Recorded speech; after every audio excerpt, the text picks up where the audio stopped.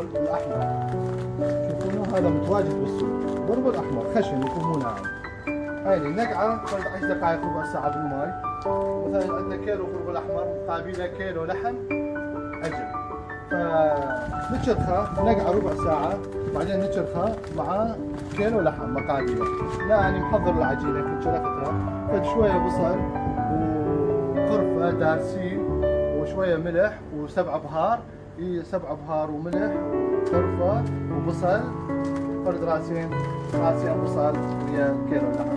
نشرخها ونحاول تصير لينة كلش حلو. لا طريقة العمل ناخذ على كيفنا، خلينا نجي زي بسيط. هاي الطريقة هذه طريقة القبة الحلبية على الطريقة اللبنانية. عندنا عين، شوف ناخذ بصلة ونقوم نحاول نكورها ونفتحها بإيدنا بصابعنا.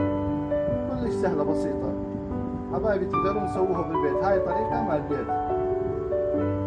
هاي احنا نستعمل هاي القبة هنا بهذا المنطقة طبعا. عندنا هنا الحشوة هذه كنت شرختها فيها شوية بصل، كيلو لحم مثلا ويا فد بصلتين تشرخ وياها وتخلي لها فستق الحلبي والصنوبر. نحن نستعمل بكيفكم، هاي حسب الرغبة. الفستق الحلبي والصنوبر حسب الرغبة، تقدرون ما تخلوا له كل شيء. شوية بصل ويا اللحم تشرخوه وحسب نوعية اللحم اللي تحاولونه. بعدين نسهيه على النار، نقوم هنا نحاول نفرق القبة بكوبايتين. شوفوا الطريقة كلش سهلة وحلوة، طريقة كلش حلوة وسهلة.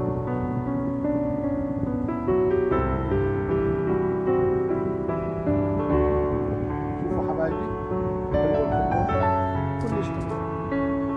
عيد وحدة ثانية نحاول.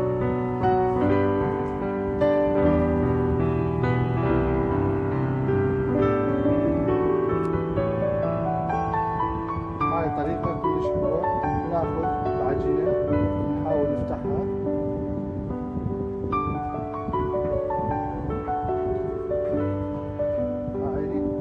شوفوا طريقة كلش حلوة، تقدرون تسووها بالبيت.